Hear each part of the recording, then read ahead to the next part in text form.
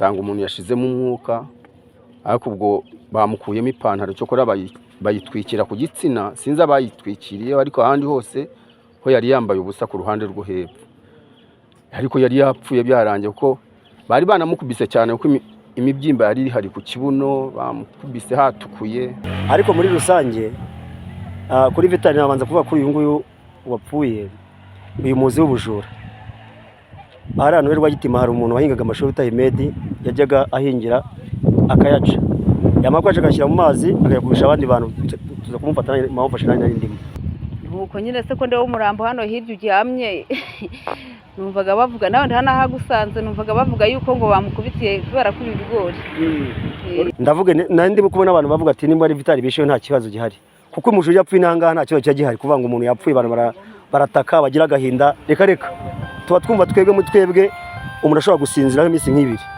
Namenye mu gitondo nka saa 12 n'igice nibwo mbimenye ko aryamye hano, ndabona nanjye kanje kuko bimeze, ariko ni umujura ruharwa rwose, ufite timu nyinshi cyane ibana. Nahise nshigukira hejuru ndasohoka n'umuhoro, nsohotse arirukanka. Niba ndi igishegabo nta kibazo kuko mba ndinze umutekano w'urugo rwanjye n'abana bahagaze ahangaha. Urumva ngomba kwirindira umutekano w'umuntu, urumva birangije arirukanka. Uyu munsi ni kuwa gatanu tariki 13 z'ukwezi kwa gatandatu umwaka ni 2025. Duhagaze mu murenge wa Rugarama mu karere ka Gatsibo, ahangaha ni ku muhanda mu kagari ka Kanyangesi mu mudugudu wa Rwagitima. Turahageze tuhasanze abaturage benshi batandukanye, ariko by'umwihariko baravuga ko bahari kubera umurambo baje kuhasanga mu gitondo w'umugabo bivugwa ko yarasanzwe akora akazi k'ubukaranti muri santere ya Rwagitima. Abahageze bwa mbere baravuga ko basanze uyu mugabo ari ku muhanda, ariko ngo bamukuyemo imyambaro ye yambaye ubusa, ndetse ngo byagaragaraga ko ashobora kuba yakubiswe nkuko umwe mu bagabo bahageze mu bambere yabidutangarije. Ngira ngo mbere yuko twumva uyu mugabo wahageze bwa mbere ngadusobanurire uko yasanze bimeze, ndagira ngo dufate amasegonda make cyane tubanze twumve ubutumwa tugezwaho n'ikigo Agape Limited. Ni ikigo gitanga inama zitandukanye ku bigendanye n'ubuzima buzira umuze. Abangaba bakorera ku isi yose, ariko bafite icyicaro gikuru mu mujyi wa Kigali. Ushobora kubavugisha kuri iyi nimero, icyo waba wifuza kubavugisha kigendanye n'ubuzima baragufasha. Reka tubumve gato ubundi dukomeze n'inkuru yacu. Muri iki gihe tugezemo, abantu benshi babaswe n'ingeso zo kwikinisha. Bisa naho abantu bamaze gufatwa n'iki cyago, bakaba bameze nk'amafarashi yaguye mu isayo.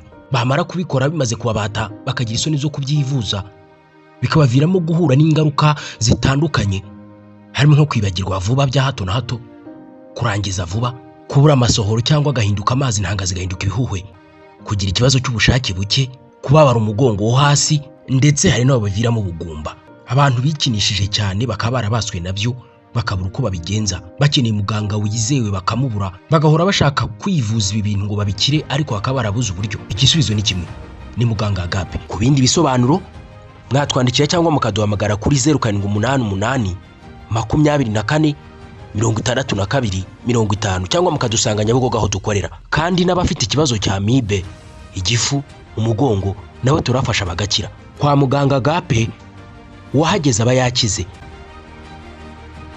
Ni ikigo Agape Limited tumaze kumva batubwira ko bashobora kugufasha kubigendanye n'ubuzima buzira umuze. Ushobora kubavugisha kuri iyo nimero. Reka dukomeze n'inkuru yacu, ariko nkubwire ngo nge tugiye kubana. Amazina yanjye nitwa Umuyange Jean Baptiste, ninge tubana hano umunsi kuwundi mu nkuru ndetse n'ibiganiro bitandukanye tugenda tukugezaho nihuse cyane. Reka nkwibutse ngo niba utarakanda subscribe kandaho kugira ngo turusheho kubana umunsi kuwundi, wakora like, wakora share, ndetse watwandikira muri comment, ubundi tukarushaho kubana 5 kuri 5 twihuse. Reka tubanze twumve uyu mugabo wahageze bwa mbere atubwire uko yasanze bimeze. Namaze kubyumva mu gitondo cya kare ko genzindukira hariya mu kazi, nabise mfata akagari na mugenzi wanjye turaza dusanga umuntu yashizemo umwuka, ariko ubwo bamukuyemo ipantaro cyo kora bayitwikira ku gitsina, sinzi abayitwikiriye, ariko ahandi hose ho yari yambaye ubusa ku ruhande rwo hepfo.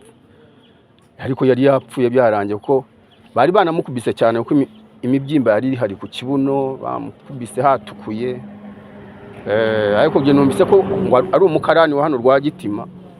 Nyuma yaho njya kumva ngo yibye ibigori, n'ibyo nasi twahise twisubirayo ku kazi, tujya ku kazi. Ubu nibwo ngarutse, cyaje ubu ugeze hariya bufata ka moto avuga reka manuke subireyo numva amakuru ko ameze. Hari ibikomere se yari afite? Yari afite amaraso ku munwa no ku mazuru, afite imibyimba ku kibuno hose, cyari cyatukuye.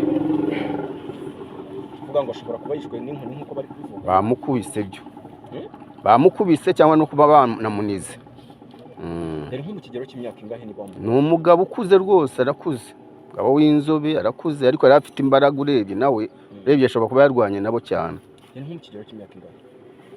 Imyaka nka 45 aho ngaho ko mbikeka. Umuntu iyo yapfuye arahinduka, ntushobora kumumenya neza, ariko yarakuzemo akagifite imbaraga. Kambaye ubusa? Nta pantaro bayikuyemo, bari bayishyize ku gitsina cye gusa, ariko ikibuno cyose cyo cyari hanze n'amaguru. Niba ukorera muri uyu muhanda wabonye isura atari ubwa mbere uyibonye cyangwa ubwa mbere ari umubonye? Narebaga nsa nkaho nyizi, ariko simuzi neza, ariko isura nsanga nkaho nayibonaga, kuko mugenzi wanjye wo twari kumuyambuye kuko amuzi, ariko izina niryo atazi. Ambwira ko ari umukarane hariya. Oya abajura ariko barakabije nabo. Yego kwihana si byiza, ariko nawe iyo yagutanze arakwica. Uretse uyu mugabo utubwiye ko yahanyuze agasanga umurambo uri ku muhanda ndetse wambaye ubusa, hari abaturage bavuga ko baje gusanga uyu mugabo bari basanzwe bamuzi, ngo yakoraga akazi k'ubukarani muri santere ya Rwagitima, ndetse bavuga ko ngo yitwaga Vitali. Ariko nanone abari bamuzi bakavuga ko ngo bari bamuziho ingeso y'ubujura, dore ko byanakekwaga ko abamukubise bari bamufatanye ibigori, ngo yari yagiye kwiba. Ibi ngibi byatangazwaga n'abaturage. Ariko muri rusange kuri Vitali nabanza kuvuga ko uyu nguyu wapfuye, uyu muzi w'ubujura. Ari hano Rwagitima hari umuntu wahingaga amashuri bita Hemedi, yajyaga ahingira akayaca, yamakwaje agashyira mu mazi akayagurisha abandi bantu, tuza kumufata amufashe nari ndimo, yemera ko yayibye.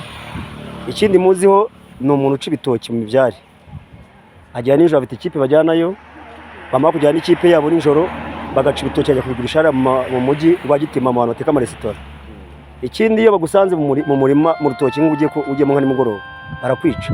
Hano ubundi bacu naho bavuye n'ubundi nyengesa yifite, hari igihe bacu bize kumufata muri pavuro yazisaruye, bamutwara nyuma yaduhura Rwagitima bamufunguye. Numvise bavuga ko ngo yasize ibigori, ngo niba byari bitatu, ngo ibigori bitatu ngo nibyo yari yibye, niko musanze barimo kuvuga amageze nonaha. Nuko nyine se ko ndewe umurambo hano hirya uryamye, numvaga bavuga nawe ntanahagusanze, numvaga bavuga yuko ngo bamukubitiye kubera ko ibigori. Abatuye muri aka gace bakomeje kugaragaza ko bataka ikibazo cy'ubujura bukabije, ndetse bakavuga ko hakenewe izindi ngamba, dore ko bavuga ko abakora ubu bujura ntacyo basiga. Tugendeye ku ngero zitandukanye tugiye kumva za bamwe mu baturage bagiye bibwa batuye muri aka gace. Barakwica, gutanze barakwica, nicyo mbaziho. Ikindi iyo gusanze mu nzu ntabwo bagusiga, ntabwo bagusiga. Ni abantu bafite ibikoresho. N'ejo bundi bishe umuntu hano hakurya mu kimwe gishize, bo bita Sengiyumva, byo muri Rwimbogo, wibaga inka. Ni ikipe, ni cyane inka, si n'inka zonyine, n'ibitoki babyiba byose, icyo geze bagitwara. Rero twebwe hano Rwagitima muri Gatsibo aha ngaha dufite ibisambo byinshi biza. Bamwe baza baje mu isoko kwa gatatu, bahajya ntibatahe, bakajya mu bubari bakanywa, bamara kunywa bagasinda ntibahave, bwamara bakajya kwiba abaturage mu mazu. Rero hano abajura bo batumeye nabi cyane, ariko umwanzuro wakafatwa. Abaturage bafashe ni ukujya umuntu bamufatira mu cyuho bakamwica, ko nta kindi kintu tuzabakoza. Polisi irabajyana ikabagarura, babajyana itsinda bakabagarutse, bajyana za Muhura mu nzezi bakabagarutse. Rero abaturage baragatoye, ni ukuvuga ngo umwanzuro ni ukujya umujura afatirwa mu cyuho akicirwamo, nta kitwa bakora. Bamwe mu baturage banatubwiraga ko abo bajura nawe yamutanze kwica. Arakwica cyane, bafite ibirwanisho, bitwaze intwaro gakondo, imihoro n'amafera tubakinguza n'inza n'ifunguzo nyinshi cyane baba bitwaje mu mufuka. Uriya wowe hakurya yamusanga n'inuza ngo n'amazi mu gacupa batera mu nzu umuntu agasinzira. Imiti bagutera usinziriye ibati nivujya bakingwa n'ingufu n'ihumbi. Rero bafite ikoranabuhanga bakoresha mu bujura. Nanjye baranyibye ejo bundi, baranyibye kandi nibwe n'abangaba abajura. Nagiye umudamu ntabwo yari ahari, hari nk'aya masaha ngeze mu isantere, umudamu agiye mu rugo asanga ingufuri imaze kwikata, bakwamo ibintu byose babimara mu nzu. Ariko tuzafata umuntu umwe agurishaga iradiyo we tujya kuri RIB dusanga we nta cyaha bite bamuhaye ngo agurishe, ariko abamuhaye ngo agurishije bose batorotse bamwe barafunze baba barabajyanye. Ariko icyo dufite aha ngaha ni icy'abajura rwose benshi bari aha ngaha, leta yo itadufashije, abaturage bafashe umwanzuro. Aya makuru y'uyu munsi yo noneho aba ariyo tugarukaho, wayamenye sangahe, wahageze usanga bimeze ute, biravugwa ko byagenze? Amakuru nyamenye nandi mu kazi yari Rwagitima, numva bavuga ngo Vitali bamwishe, ngo aryamye hano ku muhanda urenze kuba Yehova. Ndavuga nandi kubona abantu bavuga ati nimba ari Vitali bishe nta kibazo gihari, kuko umujura yapfuye nanga nta kibazo cyagihari, kuvuga ngo umuntu yapfuye barataka bagira agahinda. Reka tuba twumva twebwe umuntu ashobora gusinziraho iminsi nk'ibiri. Namenye mu gitondo nka saa 12 n'igice nibwo mbimenye ko aryamye hano, ndavuga nanjye kanje uko bimeze, ariko ni umujura ruharwa rwose, ufite timu nyinshi cyane bibana. Abajura kuko baratuzengereje, nk'ubu ntabwo umuntu aryama. Nk'ubu ndara nicaye mwijoro mbyuka nka 4, nakumva ikintu gikomye nkabyuka. Haruherutse kuza kubita idirishya, umutware yari ataraza, akubise idirishya mba ndabyutse, mbona arazamutse haruguru kuko twegera akantu k'agashyamba. Ndanje nicara hanze nk'iminota 30 negereje, birangije ndambiwe nsubira mu nzu, kuko ntago turyama, turatwicara turindiriye amatungo tuba dutunze. Bwajya gucya nko mu masaha 10 umuntu akaba ugafata agatotsi. Imirasire barayimaze, inka bazitumazeho, mbese nakeza kabo. Nk'aba rero biba bakabakwita bakabica, hajye tumara wenda nk'amezi 3 duhumetseho n'abatugendaho, tukabona gusinzira. Ibitoki barabimaze, ibigori barabyiramo muri iki gihe. Nk'ubu dushyimbo tweze, nukuza bagapfumura inzu bakikorera imifuka bakajyana. Ubwo rero rwose niyo bakaza imitekano gute, kuko ucunga umujura nawe agucunga. Urumva ubwo rero ko uyu ngo yaryamye hano yazize icyaha cye, kuko nawe ntabwo wamusanga mu nzu yawe agiye kukwiba ngo nawe umusiga amahoro. Ubwo ugucitse aragenda, barabafunga, bamara kubafunga ejo bakabafungura bakagaruka, bakongera bakatuzengereza. Ubwo se nkawe umusanze mu nzu yawe wamukorera iki? Yagutanze arakwica, nawe rero umutanze wakuraho ukahamagara ubuyobozi, nawe waranje kwisayidira. Nahageze mu masaha 1:30. Mageze mu masaha 1:30 dusanze abagira neza ne bamurambitseho agatenge, ngo yari yambaye ubusa imyenda bayimumazemo. Urumva ubwo rero asigaye naho ubuyobozi nibukurikirana. Hari nka saa 1 nari nashe mvuye mu kazi, ndo umunyonzi. Barambwira atari igare na telefone duhereze kimwe muri ibyo, bahereza telefone bandekera igare ndigendera. Twari duhuri hari haraguru y'umusigiti wa Rwagitima. Bari 3. Hari nka saa 1. Baramagaritse baranyitambitse mu muhanda ati zana fone nangwe igare, mbahereza telefone mbona njyanye igare nditahira. Ubu barakubwiye ngo hitamo kimwe, bambwiye ati hitamo kimwe, ari telefone n'igare duherezemo kimwe. Mbahereza telefone ndakomeza nanjye nkomezanya igare ryanjye. Baraturembeje cyane. Nta kindi cyadufasha rero. Bari bafite icyuma, yanyeretse icyuma, yaranyitambitse ati ndakwica nutamereza cyo, muhereza telefone. Uramuzi? Oya ntago mbaza amazina. Ubujura gucukura inzu ni ibintu byaza Rwagitima, ntago ushobora kwibeshya gatoya ugasohoka nko hanze. Nk'ejo bundi kuwa 3 hari umuntu wagiye hanze afite imashini mu nzu, baraje bateruye umutwe we amusanga mu nzu, biba ngombwa yuko imashini bongera bakayisubiza, ariko ubujura Rwagitima bureze. Wari ukubwira ati ntugisinzira nk'umucuruzi, bimeze gute? Ntago wasinzira kuko ushobora gusinzira ugasanga inzu bayigupfumuriyeho bakwisanzemo imbere. Ku rundi ruhande ariko abatuye muri aka gace nanone bagaragaza ko bababazwa nuko abakora ubu bujura babatwara ariko ngo bwacya bakagaruka. Ibi ngibi ngo ni bimwe mu bituma abaturage bafata uburakari, bikaba byatuma ufashwe abaturage bashobora kwihanira, nubwo babizi ko kwihanira bitemewe, ariko ibingibi ngo bishobora gukiza umurindi kwihanira mu baturage. Yego mama, wari uri kutubwira ngo ibibababaza nuko aba bajura babafata ngo bagahita bagaruka ingurube bakayiba, nabo bajura babafata bakabafunga bagahita babafungura. Rwose dufite ikibazo mu kagari mu murenge wa Rugarama, harimo ikibazo cy'ubujura. Umwanzuro ni ukuvuga ngo n'ubundi umujura iyo mumufashe mugomba kumukubita, byaba ngombwa yuko mumugeza kuri polisi mukaba mwamugezayo, bitaba ngombwa yuko n'ubundi yabazengereje mukaba mwanamukubita mukamwica kuko ni igisambo. Icyifuzo dufite nk'ubu baduhaye irondo ry'umwuga kandi ntabwo ryarira mu ntoki cyangwa ryarira mu mirima y'abaturage. Icyifuzo dufite twebwe twa leta ntabwo nayo turayirenganya, ntabwo yarira kuri urugo rwa buri muntu. Twebwe iyo twakora nk'ikintu dufite mu twe nk'abaturage ahubwo ubwirinzi bwacu nk'abaturage, umuntu yafatiwe mu cyuho akagera inzego za leta zibishinzwe zikamuhana, ariko n'abariya babishwe nabo ntawamenya bamwishe kuko urabona bayaguye nko ku muhanda ntamenye bamwishe. Buriya abagiye kwiba bakabamukubita inkoni zamuzahaza akaza ku muhanda ahangaha. Twebwe ikibazo dufite nuko twikura umutekano wacu nk'abaturage, ko leta ntabwo yazangira ari ku rugo rwa buri muntu cyangwa ari mu rutoki rwa buri muntu, nuko twicungira umutekano twe nk'abaturage duteme kano gace. Kuri ndumva nge nta kindi nakongeraho rwose, niba bakaza imitekano bayikaze kuko abajura baratujengereje ntago turyama. Ubwandi baba turi amasuka bagiye guhinga, twebwe nibwo tuba dufasha agatotsi turimo gusinzira mu gitondo. Icyiza nge mbona aya marondo bavuga, kuko abagabo barabatwara ngo bagiye ku marondo, babandi bagaca inyuma bakaza kwiba. Nge numva icyiza umugabo yarindira umutekano we mu rugo, agafatanya n'uwo bari kumwe tukicungira umutekano, na mugabo arajya kuri iryo rondo bakagira gute, bajya ku marondo abandi bagaca inyuma bakaza bakatwiba. Urumva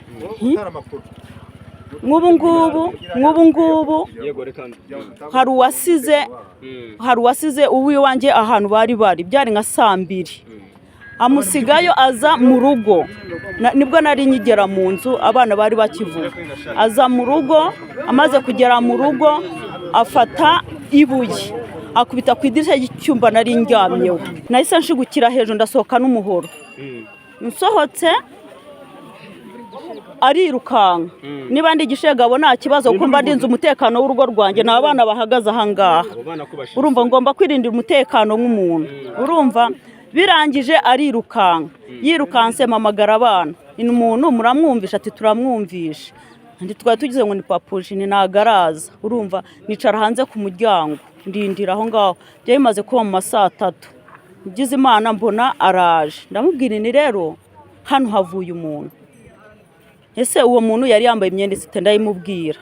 Maze kumubwira ati uko uwo muntu hari ahantu yaransize. Ndavuga rero abo bantu bagucunga uri ahantu bakaza bashaka inka kuyitwara, ndumva nabishaka nabagerageza ujye utaha kare, none twirinde umutekano. Ikiza numva nuko abo bajura bazajya bafatwa bakabatwara bakabafunga wenda bakabahezamo, kuko baratujengereje nituryama muri aka gace. Kereka bagiye babafata bakabafunga nangwa se bakabica, n'ubundi bikarangira wafata igisambu ukamuha ikimukwiye ukamwica. Nta kindi cyadufasha rwose, abanyonzi kenshi na kenshi nitwe bitambika. Abajura birakaze, aragusanga mu nzu urinjira mu muryango umwe nawe akinjira mu wundi. Noneho byaba bibaye ngombwa ko n'ubuyobozi bubatwara kubafunga, hahita icyumweru ukabona yongeye yagarutse, ntazanga aryame, uwo munsi bamufunguye nibwo azakarara yiba. Bimeze nabi rero, birakaze. Buriye umuntu najya afatwa afite ikizingiti, yaba atapfuye mujye mumudufasha, mumubike mumushyira ahantu cyangwa mu batwari wawe aho ngaho bavuga bagenda bibereyo, kuko ibi ngibi ni ibintu babiteye intuza gusa. Nabo nta kiza cyabiyagutana, arakwica ntabwo wamusanga mu nzu se ukagira ngo noneho wonge nabonye yari afite igiferabeto gisongoye ku mutwe, yaragisongoye ku buryo agiguteye gutya cyahita gitunguranye inyuma, yagitaye aho ngaho muri urwo rugo. Rero bimeze nabi ku bajura. Uramara kuva mu kazi bakaba bakubinze bakubonye, niyo watega moto baragukurikira. Mbega uko byagenda kose aho uri hose baba bakureba. Urumva ubujura bwa Rwagitima burakabije. Ubundi bibaye ngombwa umujura ubundi banamwica akavaho, kuko arafata umuntu uvuye kwipagasiriza areba uko yashaka ubuzima higa akamwica. cyangwa bakanamubangamira. Ubwo urumva inyuma y'ibyo nawe nta kintu nyine wahinduraho inyuma y'ibyo. Umuntu aragura akagare ke bakakamwaka, yagura telefone bakayimwaka, noneho igikurikiyeho wowe wibere ku kazi bagashaka n'uburyo nyine wakavaho. Ubwo nyine abajura baturimo hafi twebwe ntabwo ari abakure.